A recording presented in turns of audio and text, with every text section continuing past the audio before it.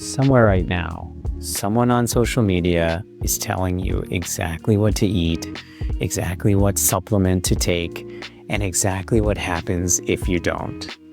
So why doesn't your doctor talk like that? Hi there, I'm Dr. Rock, a lifestyle medicine physician and host of The Health Feast, the podcast where health stops feeling like a chore and starts feeling like a joyful and abundant feast. There's a rule I keep relearning in medicine, which is the more certain someone sounds about your health, the more careful you should be. I call it the certainty trap. And the people who fall into it the hardest are the ones trying hardest to get healthy. Well, my guest today is one of my favorite people in medicine, Dr. Kaveh Hoda. Kaveh and I used to work together. He's a gastroenterologist. He plays in a band, and for almost a decade, he has hosted House of Pod, one of the sharpest and funniest medical podcasts. This conversation first aired on his show, and I'm finally releasing it on mine a year later. Kaveh, I was not embarrassed by your presence. You just got bumped, man. No. Because when something is true, it stays true. So on this episode, we talk about why the loudest health advice is usually the worst, what supplement companies never have to prove, and the 3 questions that can reorganize your entire health life. So if you've ever felt like you should be doing more for your health and hated how that feeling was sold to you, this episode is for you. So let's do the show. Just yesterday, somebody came to me. Well, I don't want to say, let me restart the story, because when I started like that, I sound like Donald Trump telling a clear lie, where he's like, the other day, I'm just standing on the street and a big guy, strong guy, rough guy walks up to me. And I don't want to do that, but I was indeed talking to someone yesterday, and they had said something along the lines of like, well, I don't see why, if Huberman can be so famous, why you can't. And there's a lot of reasons. There's a lot of reasons why he's so famous and someone like you or me is not, or not on anywhere near his level. Yeah, sure. One, I mean, we have to give the guy credit. Like, he is really good at just talking into a microphone for hours. He'll say the same thing again and again in different variations. And that is hard to do. Yeah. I mean, I don't know if you've tried to do solo recording, but yes, there's a talent there. Yes. And he has that sort of like large white male, sort of like draws attention to himself, can speak and people listen. That's part of it. But more than anything, like, he is willing to talk about science and medicine in a way that I think you and I probably never would feel comfortable doing, which is he'll speak with certainty about things that you just cannot, and he'll raise doubts on things that we don't think you should. Right. And that is kind of what you need to do to become someone that big in this world, to make those waves. Because, dude, real medicine is, can I cuss? Yeah, sure. Is boring as shit for most people. Yeah. Like, a real procedural, like, medical show would be great for you and me. We'd watch it and be interested, maybe, pick up on things. Right. But for most people, it's like boring, because it'd be like sitting around reading up on a patient, making phone calls, doing that sort of thing. That's not what people want. People want like that excitement, someone to come in and speak with authority. They like that. They like people speaking with authority. And sometimes you can, and sometimes you can't, We are operating and we're playing a game with people who are playing under a different set of rules. And it's not a competition, but we'll never be bigger than those people because of that. Yeah, I hear you. And it's like, I don't want to endorse something or suggest something, probably in general, but definitely not a supplement. I mean, yeah, like absolutely not a supplement. Right.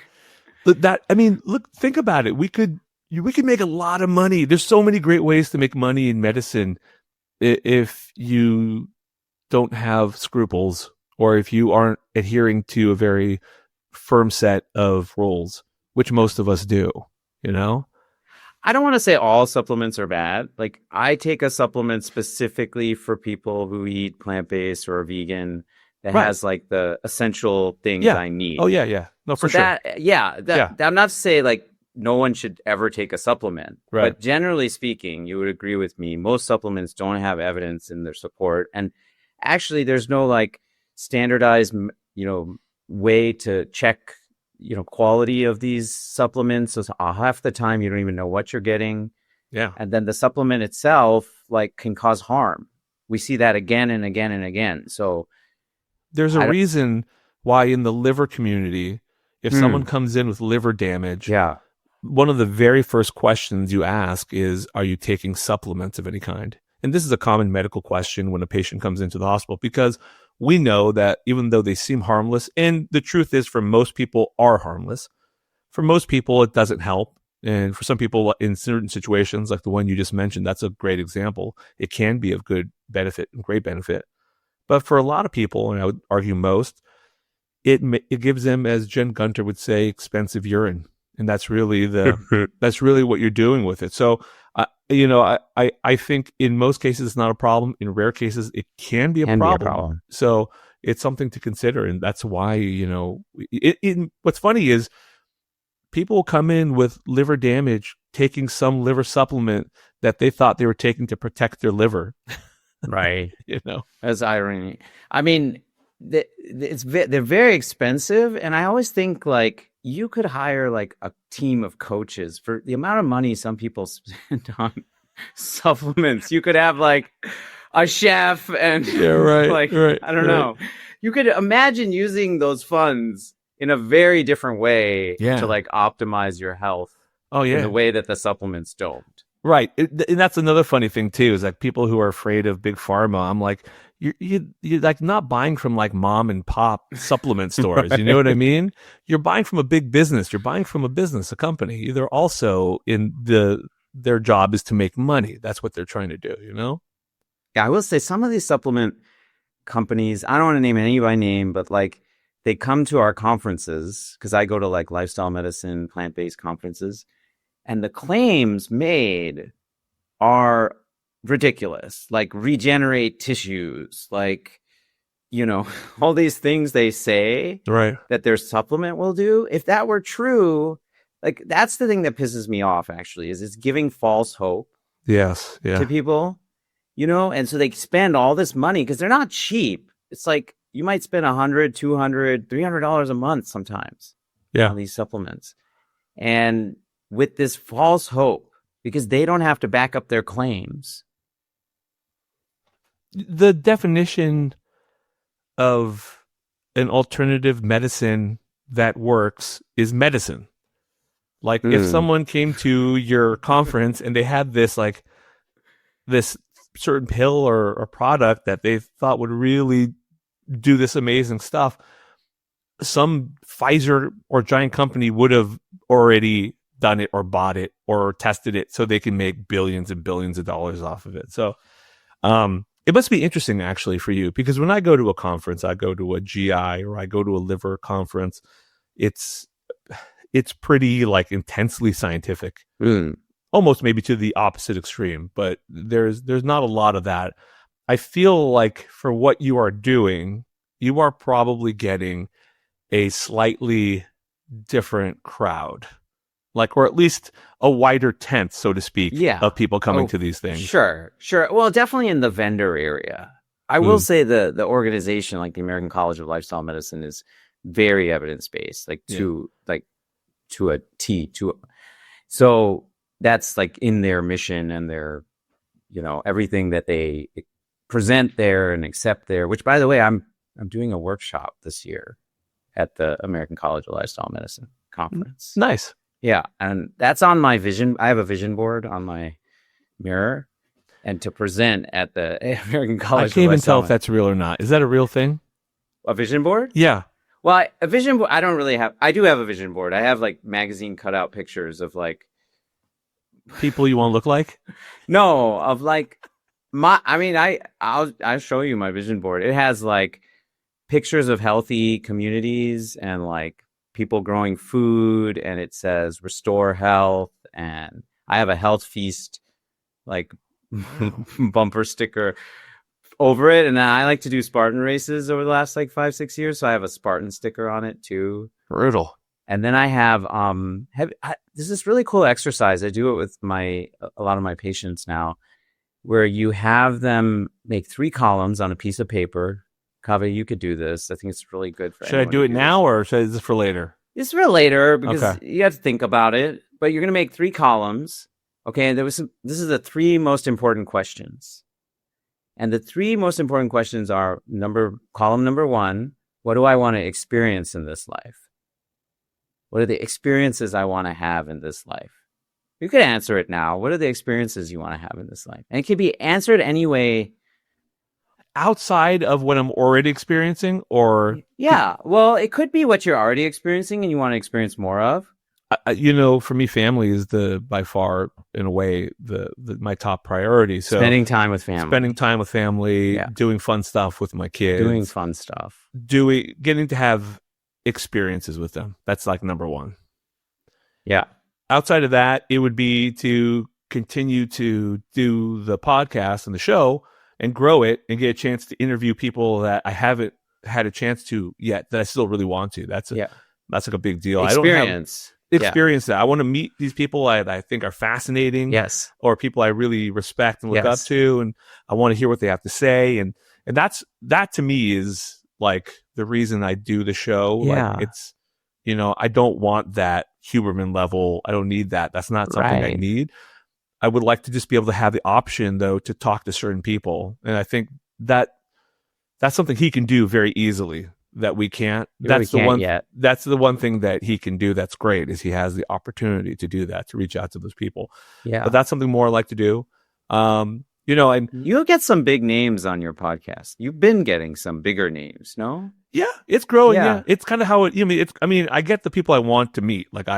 Everyone. Who's been someone you've had on recently that was like a big, wow, I'm so good. Like you were like, wow, it's cool that I have a podcast. And I could.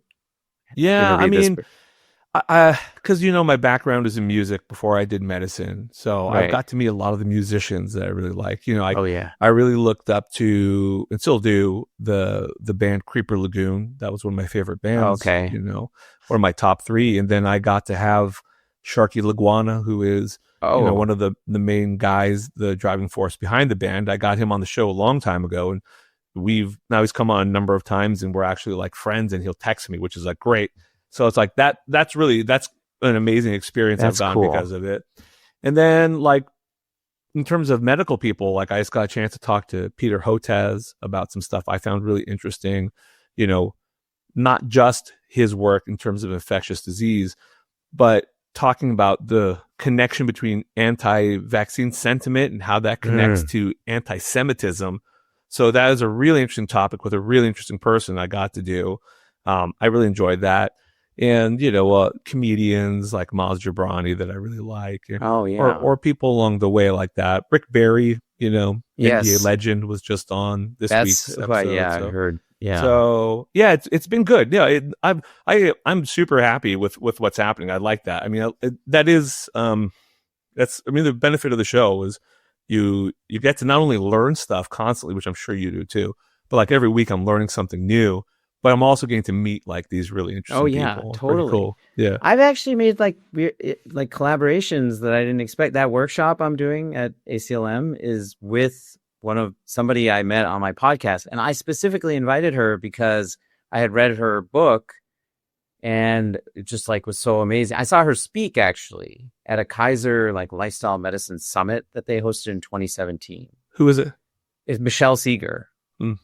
Michelle Segar, and she changed my life. But now I work with her in a variety of ways, and it's because I actually went to her website, and there's that little form you can fill, where it's put your name, and fill out because that's the only way I could contact her. I didn't have her email address or anything, so I filled out the little form, and it worked. I told her, and then she came on my podcast, and then we just got to talking, and then here we are doing various things together now. So who would you like to get? Who would be I won't say dream guest, because I don't know what that means really, but who do you think would fit the show that you would love to get on as a guest? Well, that's a good question. I think about Vivek Murthy a lot. I feel like I could. I mean, I know plenty of people that know him, Yeah. so I feel like I could reach out to one of them. And Yeah. what am I waiting for? Anyway, so that's the first column is experiences. Yeah. Where were we? Okay, 3 most important questions, Kaveh. Are you getting? This is how my podcast works and why we're a mess. In case you really want to know why 3 I'm not most Huberman important level, questions. this is why. The first column is the experiences you want to have. Experiences, right? And then we got to talking about our dream guests, and somehow, Barack Obama. Oh, that's a great one. Yeah, he would be amazing. And I think to talk about a health feast, like I totally could get into it with him. So I don't know. I worked for him briefly when I did a AmeriCorps program right after college. This was in 2002. And I was working for a not-for-profit in Chicago. They're trying to get access to improve access to healthcare across the state. Campaign for Better Healthcare, Illinois. And he was running for Senate. He was a state senator from Chicago. And we were one of the organizations that actually traveled with him to different town halls around the state. So I only went to a couple of those, but I remember meeting him. I remember a lot of people saying this guy's going to be president one day. Yeah. Yeah. After we heard him speak. And what did you think when you heard that? Did you feel that? Oh, I was impressed. Well, he was talking about universal health care as a right. I mean, I was at a Black church once where he spoke about universal health care as a right, and on the south side of Chicago. And I was so, I was just out of college. And I was so inspired by that. I was like, whoa, like, then you get into healthcare. Yeah. You start working in healthcare and you're like, oh my God, we are so far from that. That egalitarian dream. Yeah. Yeah. Anyway. Okay. And how hard it was for him to get to what he did. Yeah. Yeah. Yes. Even what he did, which anyway. So second column then is, by the way, on experiences, you can put like mine have like, places I want to visit. Yeah. Or experiences I want to have. Like I said, I want to host big dinner parties with amazing plant-based food or something like that. So second one is growth. So where are the areas, and you kind of got at some of that, but I wanted you to really focus on experiences. The second column is growth. Like how do I want to grow in my life? Like, what are the skills I want to learn? What do I want to get better at? Yeah. How would you answer that? Wow. I think about this a lot, and the list would probably take me the longest time, I think, because there's so many things. I mean, just functionally, I want to be constantly better at being a doctor. Like especially doing my procedures, and there are times in a doctor's life, especially doctors like ourselves that are mid-career, we've been doing this for a while, still have a while to go in terms of what we do. There are times when you hit plateaus where you feel you've learned enough and you kind of just coast. And then for whatever reason, you start to learn more. You decide to take classes. You start to really focus or do something, and you kind of like take another hit up. You go to maybe a conference, which I just did recently. It like stimulates you intellectually. You try to increase your growth. I'm currently in one of those growth phases where I'm trying to like just learn as much as I can, improve, learn new techniques, that sort of thing. Yeah. Then show-wise, I want to be a much better podcaster.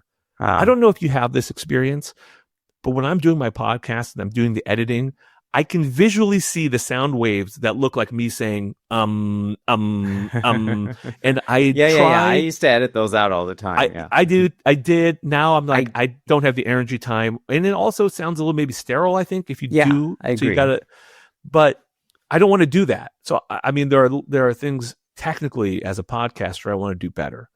And this actually goes back to going back to Huberman, something that podcasters like him, or that Bill Simmons, another podcaster, does a famous sports podcast. They do very well is they can talk by themselves for a long period of time. I'm sure a lot of it's scripted, but still it's really challenging to fill 30 minutes of air by yourself. That's the kind of stuff I would like to do. And then a big part for me now is trying to not only be a better, father and do things with my kids, but also be in as good a shape as I can for them for the future. So in terms of my health goals, that's sort of where I'm heading now, where I'm in the last 2 months really been focusing a lot of time. So, joined a gym for like the third time in my life and been trying to learn how to do it, trying to make it a routine. My plan was, and it does seem to have worked to some degree. Like I just started going, and like I don't know what I'm doing in the gym. What kind of gym is it? Is it a group gym or? Yeah, it's like Can I give? I don't know if I should give out the name. Can I just give out? It's sure. Like one of it's Crunch Gym. So it's like one of these fitness 24-hour type chains. Okay, got it. And it's a good gym. I mean, what I found about gyms that I like are they have to be one of two extremes. They either have to be super fancy, posh, country clubby, great pool, all that, or super weird, dungy, grungy, nasty, and all these other ones I'm mentioning, like 24-hour fitness and Crunch, they all kind of fit in somewhere in between that. In between, yeah. And they have they kind of smell of chemicals that I don't love and BO and all that. But I just started going, and I would like not know what I'm doing. I still don't, but like I would just kind of walk around and walk on a treadmill and lift some weights. I just tried to go every day, so it became part of my routine. And now after doing that about a month and a half, I'm just at the point where I think it is part of my routine, where I'm like, it feels like my day isn't complete if I don't do it. So you're enjoying it. I've hijacked my brain into thinking it's normal. I have tricked it at least to thinking that this is a normal thing for me. Well, what do you enjoy about it? I don't know if I can say I enjoy it yet. I'm just not that. I don't know if I'm ever going to enjoy a gym. I'm not. I don't. There's like I'm there. I'm very focused. I do my 3, and you tell me you're much better at this than me, and I don't know what I'm doing. I have no idea what I'm doing. But my general concept is I go to a machine, I lift the weights to try and get to like 10 like reps of it. Sure. Yeah. Like 10 to 12 and then I'll do that 3 times. And then I move on to another one. Then I move on to another one. I don't waste a lot of time in between. I see people there like on their phones or hanging out or talking. I don't know people in the gym, so I'm just kind of like doing my thing and getting out. But that's basically what I'm doing is I'll do a little bit of light cardio, and I'll do like a little bit of the free weights and then the machines. But let me ask you this, because you know this sort of stuff. The thought that is new since I last went to a gym like 20 years ago is this concept that if you want to lose weight, it's not about doing the cardio. It's about building the large muscle groups. And therefore, once you build those big muscle groups, you're going to have this basal metabolic rate and you're just going to be cooking all the time. I personally don't entirely buy that. I guess, I mean, on some degree it makes sense, but to me, the part of doing the cardio is not to lose the weight necessarily, although I think it probably helps. It's for the cardio, for the cardiac benefit, the heart benefit. Sure. But what do you think about this BMR business? Okay, a pound of muscle burns 3 calories per an hour. So it's not nothing. I was told there'd be no math. Okay. So it's not nothing. It's like 75 calories a day, basically a pound of muscle. But it's not, it's pretty hard at our age as you get older to put on a pound of muscle. Yeah. So I don't think, I will say, and Michelle Segar will say this too. That's why I love her. It's like we're having the wrong conversation from the outset, which is we're talking about exercise and weight loss. And that's always a losing combination, because when people focus on weight loss, it becomes a chore. And that chores are what we often drop off our list or start and stop and start and stop. And so really the conversation, the reason I asked you enjoy it is because you're much more likely to do the things that you enjoy. Even when your day is busy or something else comes up, if you really enjoy it, you'll figure out a way to do it. Right. Versus if you don't enjoy it, you'll figure out a reason not to do it. And so she says, and I say, like, it's about having the right why, as if there's a wrong why. But, weight loss, by and large, is often the why for people. Yeah. And to your point, actually, cardiovascular exercise is very important for our heart too. But depending on the type of cardiovascular exercise you're doing, it doesn't even lead to weight loss for a variety of reasons. In fact, sometimes it leads to weight gain because people end up eating more. And if they're eating like calorie dense food, then you eat more than you burn. And also, if you do a lot of cardio, then our non-exercise activity or our NEAT, it goes down with us even realizing it. Like people do like a really tough boot camp, and then they'll be on the couch for like 4 hours or 5 hours. Right. So guess what you're not doing when you're on the couch is like burning calories that you would if you were just up and walking around, which you would have been able to do if you didn't do this like horrendous boot camp, which there are people who enjoy those. And I can see like, I mean, I do a boot camp. You should come out sometime, you know? So Kaveh, I work out with a group of guys. Have you heard of F3? No, it sounds fast. I don't like it. Okay. No, F3 it stands for fitness, fellowship, and faith. What if I don't have any of those three? Okay. Well, you go for the fit. I see. Yeah, you go for so it's a men's group. It started in North Carolina like in 2011, I think, and now there are like 4,500 workouts a week across the world that are hosted by local groups. So there's a group in San Francisco, there's a group in San Mateo. I started going like about a year and a half ago. What's the faith aspect, if you don't mind me asking? Good question. It's non-denominational, not even specific religion, although I will say most of the people in a lot of the groups are Christian-based. If you go to the official website, they say that it can be anything. We have a circle at the end, and then the circle, there's all these different things we do. Well, everyone gets a nickname when you start, and you stand in the middle, and you tell everyone about yourself. And then the person who led the workout that day gets to pick the name, but everyone gets to give suggestions. Mm-hmm. Don't try to name yourself because it'll backfire. Okay. So sounds like prison so far, but I'm listening. So everyone goes by this nickname, and my nickname is Windy because apparently I was talking a lot, and I told them I'm from Chicago, and so that's how I got the name. And so we go around, we say our name, we say our age. And we say our real name, our age, and our F3 name. And everyone kind of applauds. And for people older than 50, everyone says respect right after. Mm-hmm. For people over than 60, we say double respect. And there's one guy now who's 70. And we say triple respect for him. And so Jones Chan, he's 70 years old and comes and does these boot camp workouts on Saturday morning. So there's all sorts of fitness levels. And when someone new comes, they're the FNG. They're the friendly new guy. And then they get named and they hopefully come back. The faith part is like partly that. Then people can share what's on their mind. So thoughts and prayers. And people will share that having difficulty with their marriage. They're having their niece, unfortunately, has leukemia. These kind of things people are sharing. And so that's why they started it. The men don't really have a space for this. You know, that's why. Yeah. Do you feel there is a male loneliness epidemic in this country? Do you feel like that's a real thing? I think it's a universal loneliness epidemic. I don't know if it's men alone. I don't see a lot of women people say that, but I think just in general, people are more isolated now.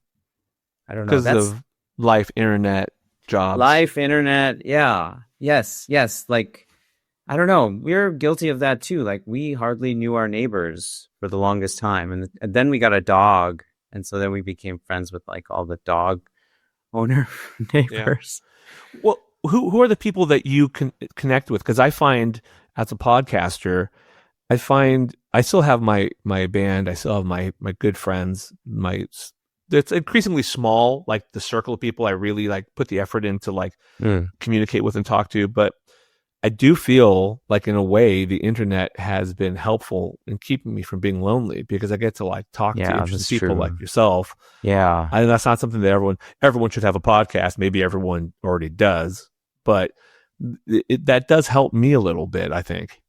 Well, definitely. I think I connect with people. I mean, I work from home now. I do all my visits virtually. So I think there's a lot of actually with like patients, you can see in their home, which is actually it gives you such an insight Yeah. on like a lot of the lifestyle factors that they have and whatnot. But aside from that, it's a different need. Seeing people in person definitely It's different. it's different. And I will say I had friends from like residency. I had friends like maybe I worked with. I had just scattering of friends. Everyone's kind of got kids now and it's gotten really busy. And so like we don't see each other as much and people aren't really going out to get, a little bit. And then I went to this gym I used to be a member of 24-hour fitness for years. I had the Costco membership, it's like $20 for 8 years or something. Yeah. Right? That's the smart way to do it. Yeah. And so, but I would, that's what they want a lot of people to buy that and not show up. So I was like perfect demographic. And, you're right. And then at some age, I decided I wanted to get fit for my kids. And I'm hearing what you're saying. I was like, I remember feeling that exact way. And I found a different gym. I found this small box gym. It was actually in like the back of a high school in San Bruno. Oh, they were renting space. Now they're in South San Francisco. It's called the Fitness Tech. But it was like you come in and there's stations and you do big lifts. And every day there's a different full body workout routine that starts with either squats or deadlifts or like bench press. And then you do a bunch of other exercises. I had never done that kind of stuff before. And there are two trainers. And then one or both of them was always there. So it wasn't personal training, but it kind of felt like it because you had a personal trainer who was circulating. Yeah. And then the community, like I just started becoming friends with people there. I will say, I think that would help me in the whole process if I did know people and like felt more at home there. Well, you were in South City. Yeah. I should tell you, this gym is in South City. Getting to your question, am I enjoying it? It's hard for me to say. I am enjoying it more than I thought I would, but I probably could more. I don't know if that's just going to come with time or not. I feel like maybe it does. And maybe we'll do something like that in the future. I mean, we'll work out together at least. I think that'd be fun. No, I don't go there anymore, but I think you might enjoy it. I stopped going there because, I don't know, it's a little further, and I made like a gym in my garage. Yeah, I've seen your Instagram videos. You getting ripped. Yeah, no, which is so crazy to me, right? Because 7-8 years ago, I had obesity and I had prediabetes, and this is why I believe anyone can do this. I feel like I'm capable of doing it. It is. I will say this, and I'm sure you've talked about this before in the past too, but the amount of effort I put in at this point, if I had done the same exact amount of effort in my 20s, I would be Chris Hemsworth at this point. Yes. Now, it's not quite that way, but I am slowly at least starting to see like the results in terms of like strength and feeling different, feeling better, right. which is so I will say the process is working, and I am I don't know if it's a success. I don't know how I will measure success. I haven't worried about that too much, but I am doing the process. And I think a big part of it is you have to trick your brain into replacing one reward with another. So instead of like replacing, I did some really tough cases this morning. I did some hard work. I'm going to go treat myself to a giant sandwich or something like that. Yeah. I'm trying to replace that reward with like, all right, I got my stuff done. I can hit the gym. And that's like trying to put one in the place of the other. Because I don't think, and I'm sure some psychologists have written about this to death, but I don't think you can just take out that reward and expect to just be okay. I think you have to replace it with something else. So I agree. That's why the first question I asked was, do you enjoy it? So that's what I'm working on. Because it has to be. Yeah, but it sounds like it. Yeah. And that Michelle Segar would say the right why is like, what do you want to get? How do you want to feel as a result of doing the activity, both during and after? And you said some things, I heard you. You're feeling stronger, and it'll help with stress. Like people say, I want to feel less stressed. I want to feel more clear-headed. I want to feel more in control. Yeah. these types of things. And what those are the things that keep you coming back. Just like you said, it's the reward. Yeah. Yeah. Yeah. What is the third box before Oh, and I the forget? third box is contribution. Contribution or service. Like, how do I want to contribute in this world? But really quickly, I want to say that F3, then we finish with like somebody says, like a prayer or something. I mean, on the website, they say you could read Dylan lyrics if you wanted. Like, it just should be something like either spiritual or meaningful. Yeah. I will say in practice in my group, like it's usually like some Judeo-Christian prayer, Right. which I have nothing against. So it's, it's a very small part at the end. And I feel like it's always a good positive energy and sentiment. And then we go get coffee and just hang out usually for like an hour. That's how I've gotten to know these guys and become friends with them. You're just an inherently beautiful soul. Do you know that? You're just a sweet man. You are. They would love you. Of course, it's perfect for you. Absolutely, it's absolutely perfect for you. Anyway, but then we work out together. Like they have workouts every day of the week except Sunday. So, yeah, I mean that's great. I mean you put in the time, that commitment. One thing about getting a trainer, which I think is a great idea. Like in my gym offers trainers and at least one free training session, but part of my schedule is that I go when I can, and it's so hard to like schedule things in. But I also like that freedom. I really enjoy the fact that I can drop in. Whenever you want. Yeah, ideally, if I could just find a place that lets you drop in and put on. I have boxing gloves. I did a little bit of boxing when I was younger. Just put on gloves and just hit a bag. If I could just do that for like an hour randomly in the course of a day, I really enjoy that. It's hard to find places that do that because most of those places that have the punching bags and that whole setup, it's like CrossFit stuff. You have to go there for a gym. You learn to do it. But I like the freedom. I like the freedom of being able to do it. So far, that's working for me. I might at some point need something more regimented. That might be my next step, the next evolution, where it's like the same time every day. But I also deal in a family where I have 3 kids, and there's always some weird new thing that's happening, and there's always some like new soccer tournament that pops up or something, and I will always put that first. That's always going to go first. I mean, there are some people, I don't think you're one of these people, but there are some people I knew growing up where they were in great shape and they were regimented in a way that I don't think I could ever do because it requires, to some degree, to be a doctor and to go through medicine, you have to be a little bit self-centered, or you just can't get through all the stuff you have to get through. But there's to some degree, I'm like, my health and my schedule, my working out, my happiness in that regards will never take precedence over some other things that need to get done. So there's a part of me that I don't know if I'll ever be super duper regimented where this thing has to get done every day. You know what I mean? Like I have to, but I am also pretty good at finding flexibility. So as long as I'm able to do that, I think I'm okay. That's why, and this is also from Michelle Segar in one of her books, she does this epic takedown of habits.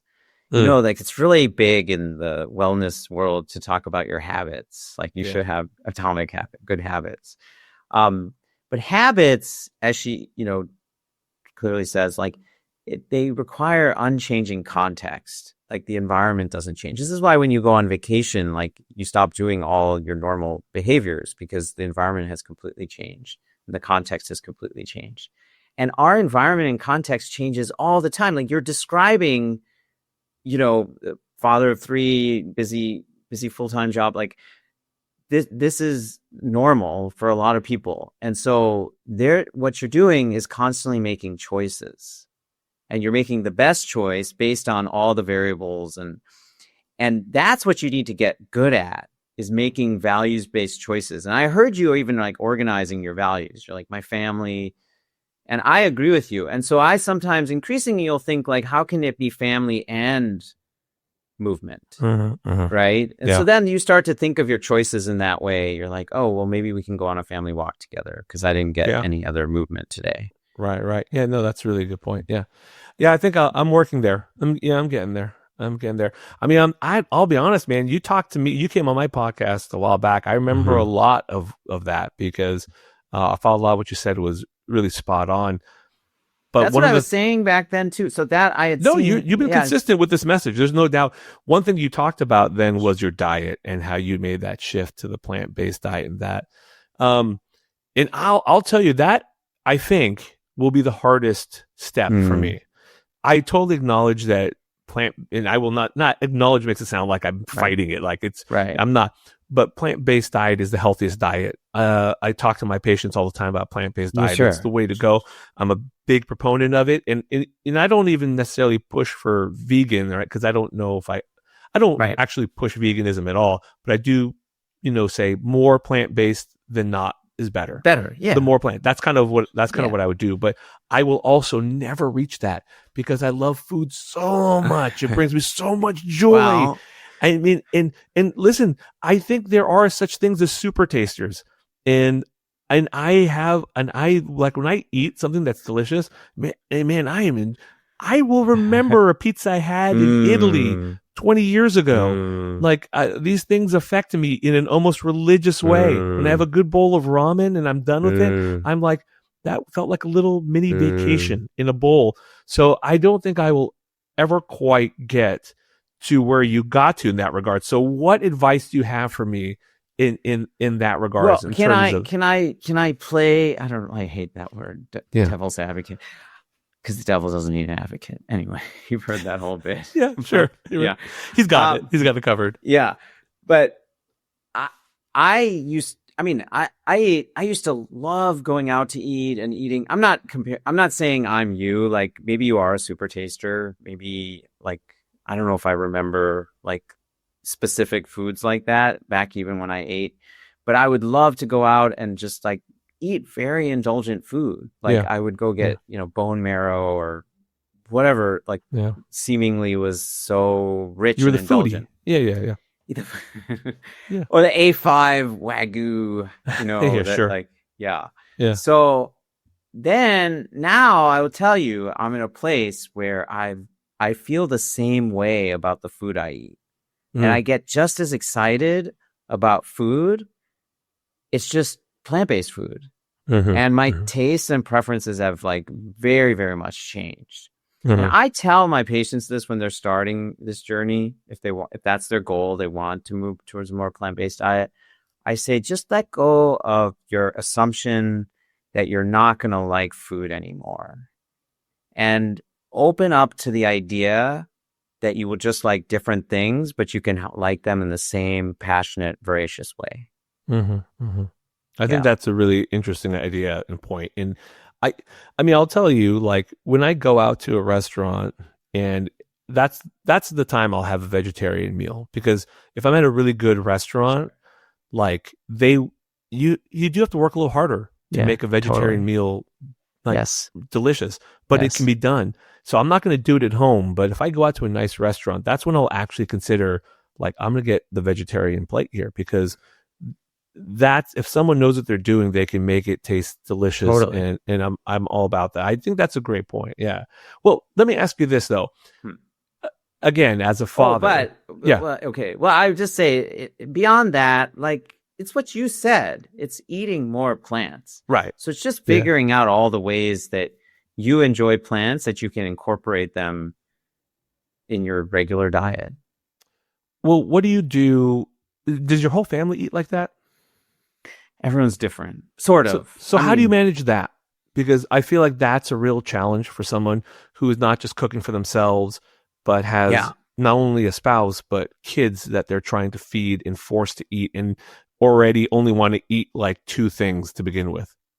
Okay. Well, there's a couple things in there. One is like, I mean, our general strategy has always been to just, if we were making meat, increasingly though, like my kids now, one of my kids decided on his own like a year ago, I think, wanted to be a vegetarian.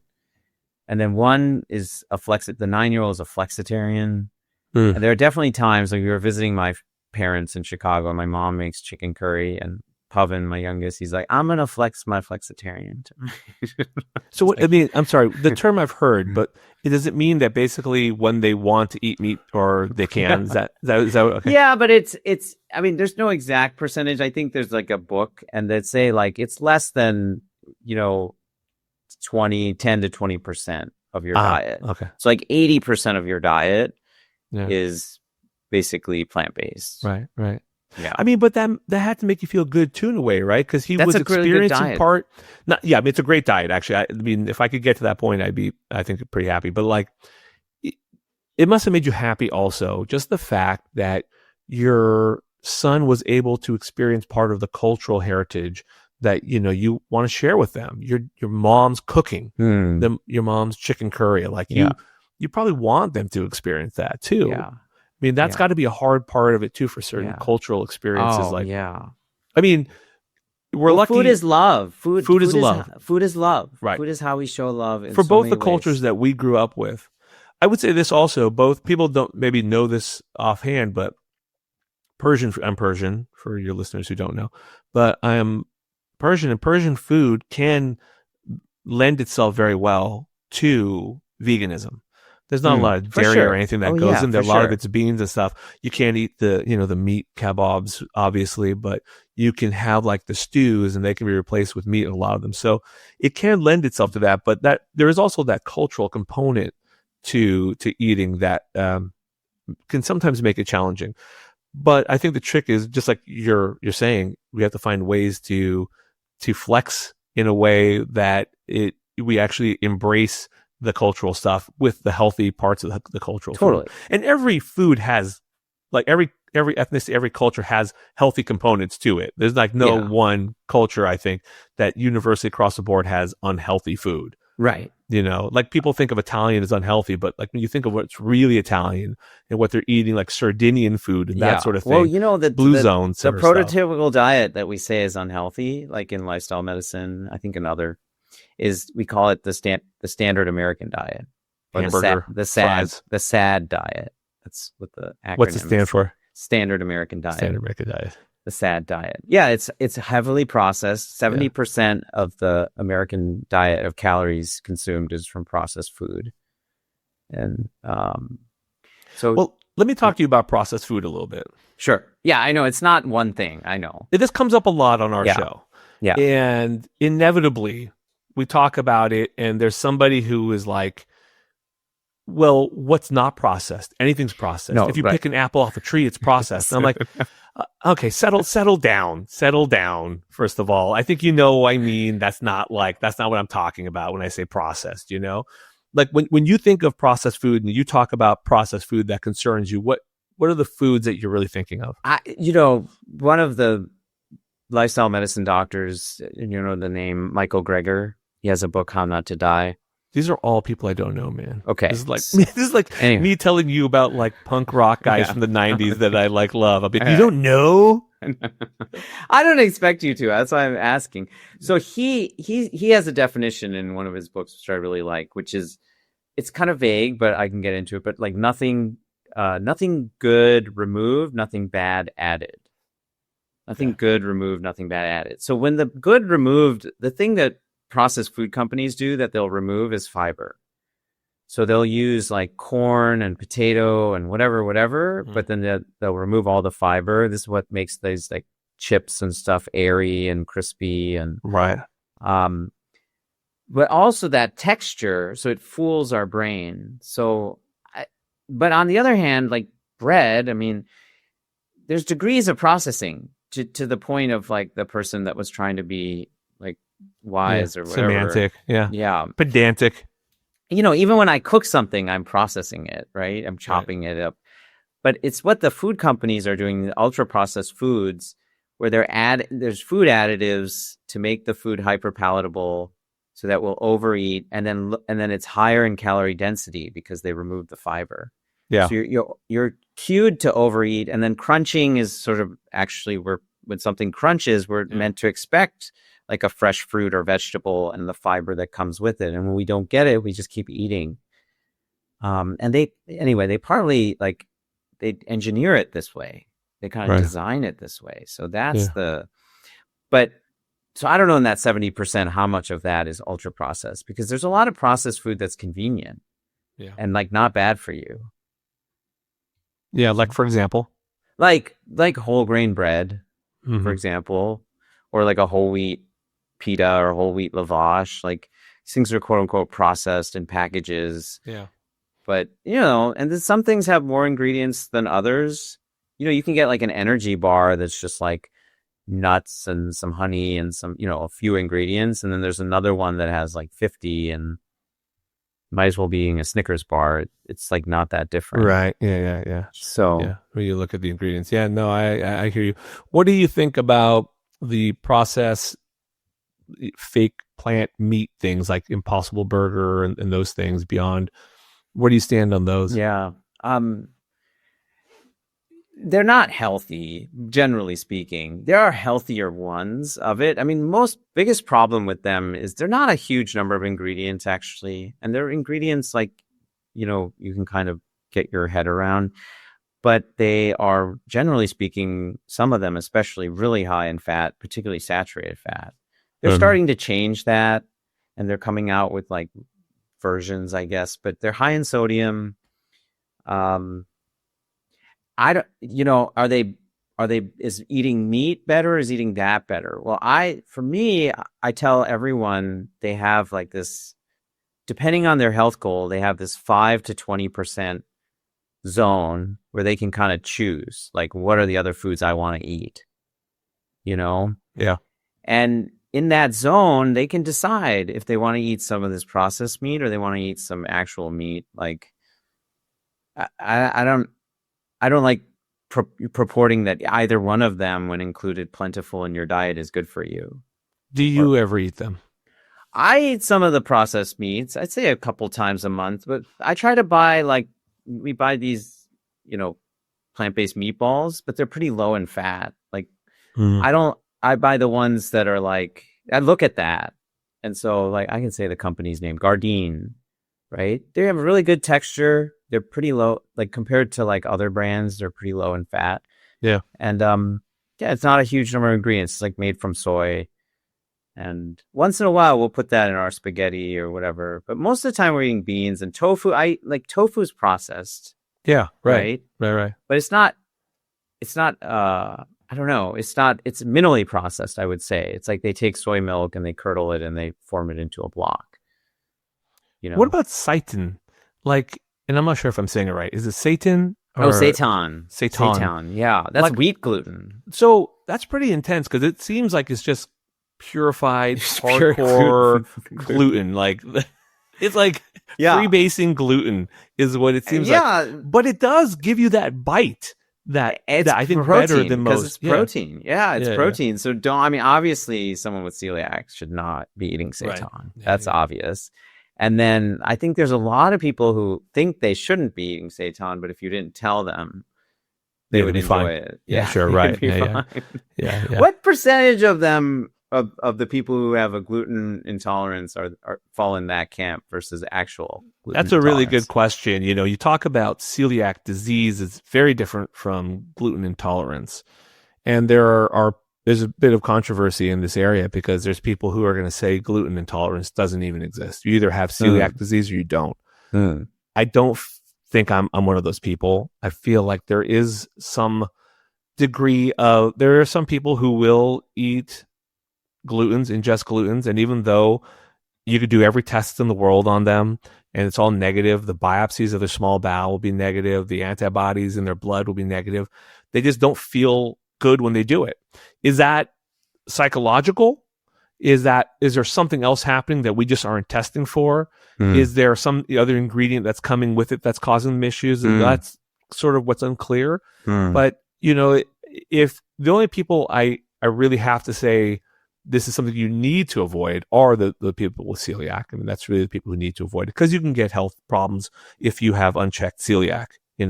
So that's a sort of a different kettle of fish. I think so long story short, what percentage I don't know because it's so hard to define. It's hard to define what it is really. Okay. Yeah. It's hard. There are some people just don't do well with gluten, which I mean, I get. Yeah, I've seen that. I've seen people like really improve when they eliminate gluten. I used to be in the camp that was like, I don't know if it really exists. Yeah. And now I'm like, yeah, for some people it seems to make a difference. Yeah. Okay, what do you think about? I mean, because we were joking, someone with celiac, not joking, seriously, someone with celiac should not eat seitan. But I often think of the carnivore diet in the same way. Like, it's like the exact opposite of what I eat, like 100% opposite. Yeah. Like no plant food and only meat, and I only eat plant food. And so, and both sides are purporting benefits. And what are first, I'm curious you're not a carnivore Do you yourself. think I could look this good and not be on the carnivore diet? The carnivore diet is not a diet I recommend, obviously. And it doesn't help that most of the people behind it really have a very griftery vibe. And the wellness influencers behind it are all the kind of guys that give me the ick. Even if I were to take that part of it out of the equation, which is hard to do. I did this. Is Huberman a carnivore? That's a good question. I don't follow him closely enough to know. He might be keto. That sounds like something he would do.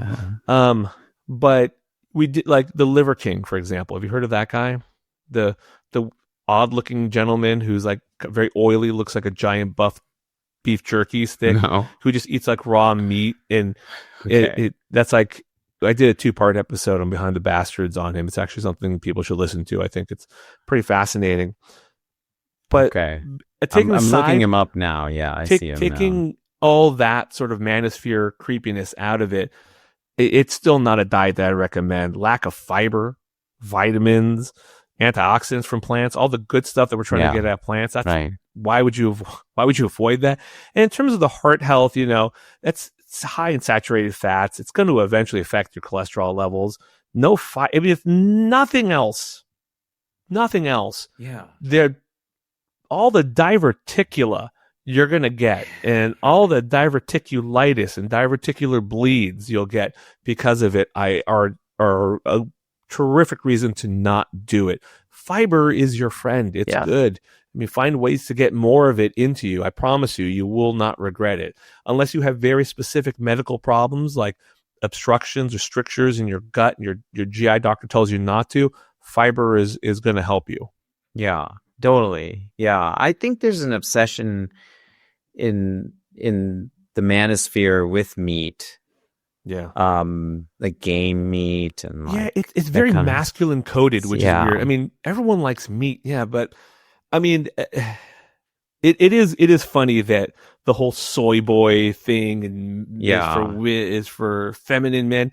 It's this whole masculine toxicity thing, which unfortunately in 2025 is more alive than ever. It's more alive than ever, which is a real bummer. Yeah, because we're kind of old, and we're like old school people. Yeah, and I wouldn't say I'm the most progressive person out there. Right. And I wouldn't say that I'm the most in touch, with, my emotions, but the amount of care and attention and energy that these manosphere guys put into being masculine to the point where they will destroy their colons is absurd. Yeah.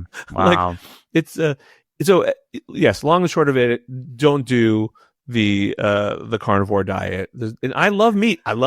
It's great. Yeah. It's good. I love it. Most meat. Yes. But there's a lot of good reasons to not do it. I'm sure you've talked about this at length too. Oh, right? Yeah. Well, I ask a lot of my guests about it. Who gave a really good answer it's come up a couple of times, but I had James Wilkes on. I don't know if you know James Wilkes from the Game Changers documentary about professional athletes going plant-based. Oh, okay. It's the most watched documentary of all time. Really? Yeah.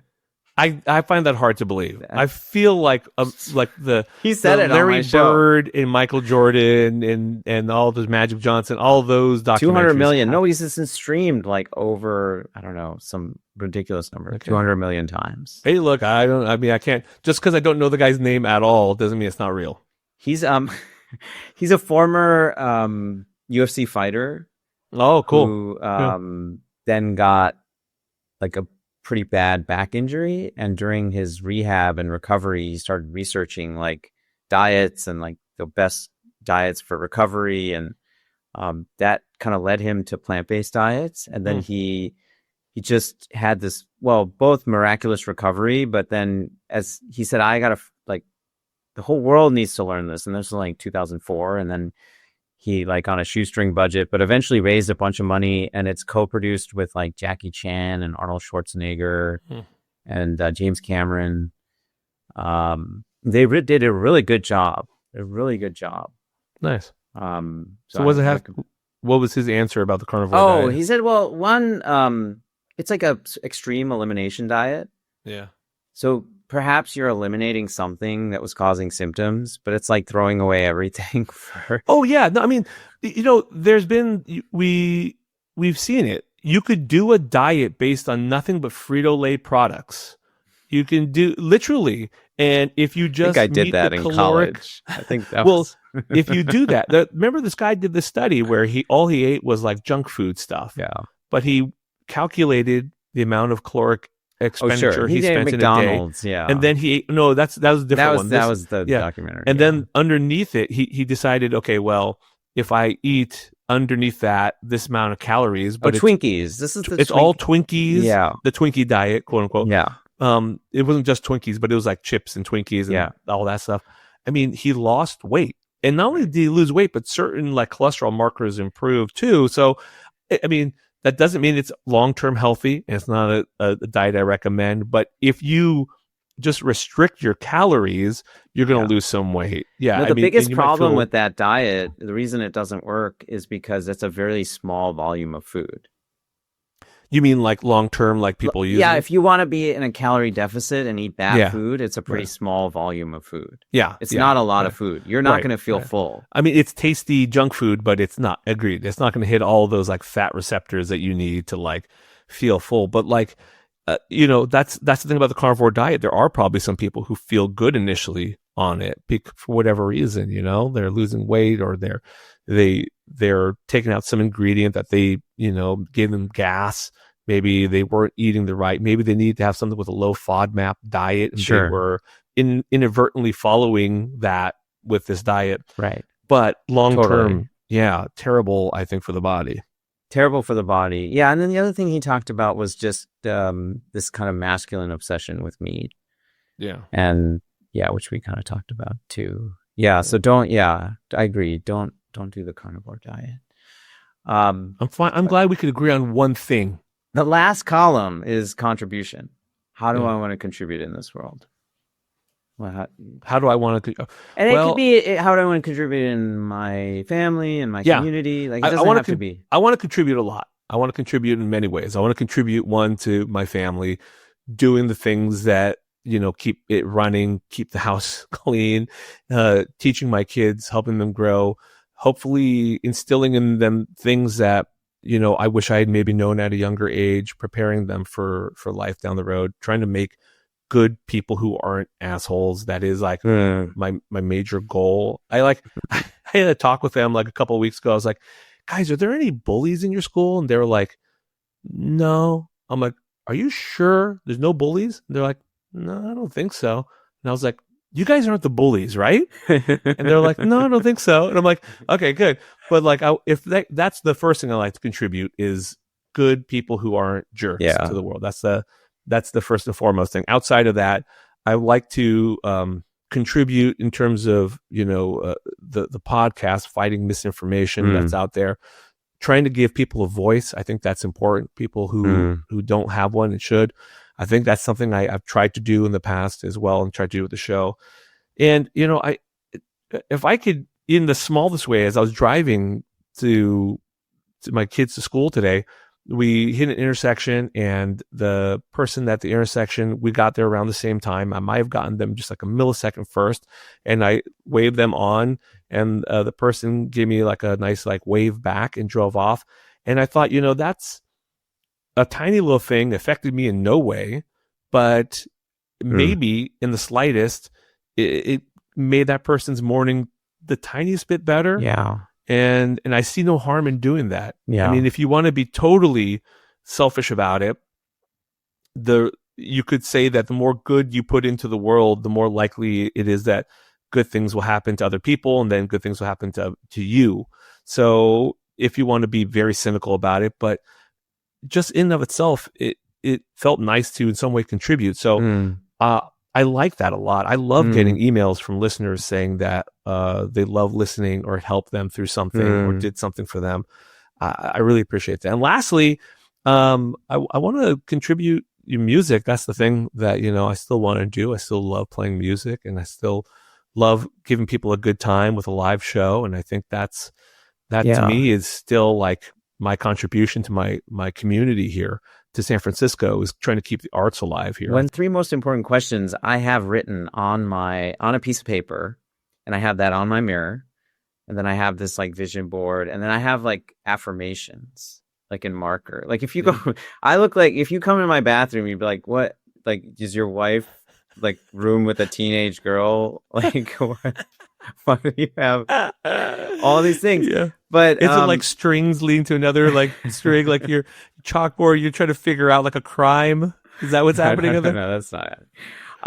But no, I have pictures of my kids, and then I just like I remember when I started all this when I started making health changes, and I said every day I want to remind myself of why I'm doing this, and to look at pictures of my kids. And I also want to remind myself of like, I learned that activity maybe a few years after I'd started making, a couple years after I'd started making these changes. But as soon as I wrote out my 3 most important questions, I put it up on my mirror, and I put little green check marks next to things that have manifested in my life.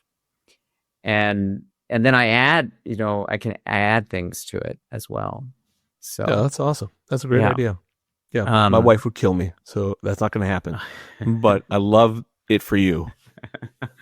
So, it says pick yourself. That's one of the expressions that, because I think for a lot of us and for a long time, I was always waiting for someone to pick me. Like, why don't they pick me? Why don't they think I'm doing a good job? Why don't they think I'm important? Yeah. And then I pick myself. I like that. I like that. I like that a lot. When are we going to start the podcast? We never actually started the podcast. Are we going to start it now? Yeah. Seriously. I'm ready to go. Let's do it. Let's go. Okay. So today on our show, we have, is it Kaveh or is it? Yeah. It is hard. I've gotten to that point in my life where I have to like, I've had to come up with like a saying. So it's Kaveh, like agave. Because I used to not like care and not mind, but then there's been like people I've known. There's been like people who I'll know, and they'll say my name a little bit wrong in the beginning, and then I don't correct them, and then like because I don't really care that much. I'm not like offended, but if you don't correct them and teach them how to say it, it only gets worse. And like, that's true. It'll be like 3 years later, they'll be like, "Hey, Chavers, when are we going to record again?" And I'll be like, "Oh boy, I probably should have nipped that in the bud early on." That's funny. Anyways, thank you so much for having me. This was this was amazing. Super fun. Good to see you again. I love what you're doing, man. Yeah, thanks, man. And it's kind of a non-traditional episode. We normally do have a guest on, and there's kind of like the story arc, and we get into their past, and but I had the expectation that I was going to have you on and just have a really fun and it'd be chaos, fun and chaotic chat, right? Where just random stuff would come up. And so I think I told you right before we started recording, I was like, I've been waiting for this because I know I'm going to laugh a lot. Oh, good. During this. So I hope I brought you a little piece of joy, my friend. Piece of joy. Oh, yeah. So anyway, I appreciate you. We do ask one question to everybody who comes on our show. Kaveh, you're going to the literal health feast. We're having a feast. It's going to be an in-person event. Okay. And we asked everyone to bring their, not a dish, but their mindset, tip, or life philosophy. Words to live by. So what is Kaveh rhymes with agave? Hoda rhymes with Hoda. Oh man, this is a good question, and I know it's going to kill me. I don't, because I'm going to, whatever I say now, like 5 minutes from now, I'm going to regret and be like, why didn't I say this thing that I always say? You know, I don't have a mantra. But the one thing that I do is similar to you saying pick yourself. It's we are the ones we are waiting for. Everyone's sort of waiting for someone to discover them one way or another. In love, someone's waiting for someone to discover them as a talent. Someone's waiting to discover them as a leader. Someone's waiting to be discovered in these ways, and someone's waiting for someone to save them. And someone's waiting for someone to come and fix the problem for them. And the truth of it is, we are the ones that we're waiting for. There's nobody else that's coming. We are the ones that are going to fix the problems. We have to be the ones to do that.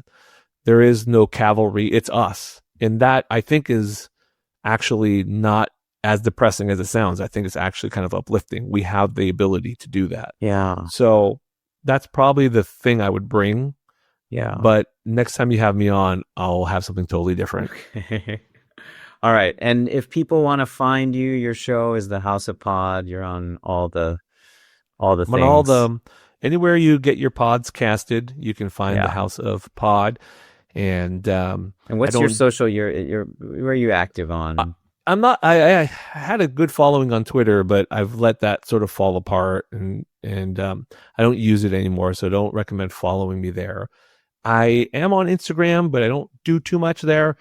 And I think if you want to see me actually post something and where I'll put all the episodes up and interact with people is Bluesky. So I'm at Kaveh MD, Kaveh MD at Bluesky.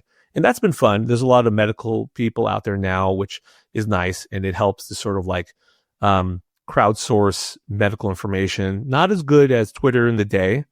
Back in the day, Twitter was actually very good at helping to crowdsource like medical information and finding experts.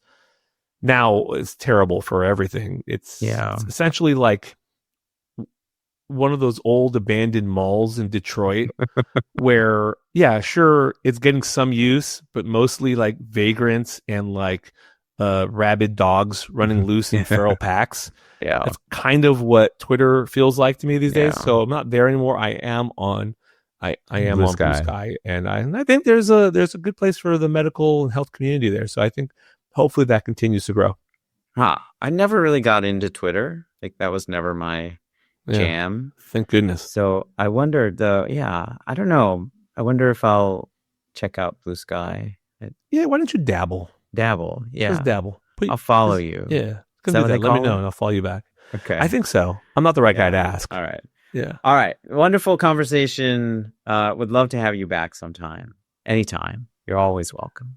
Thanks, man. So we do a requisite fist bump to the camera. Boom. All right. Look at those hairy knuckles. Look at them. Where is the hair on your knuckles? Hold on. I got some. You got none, bro. I got hardly any. Yeah. That's because you don't eat enough meat. It's the meat. I'll talk to you later. All right. We'll see you back here next time. Until Bye. then, live well and rock on.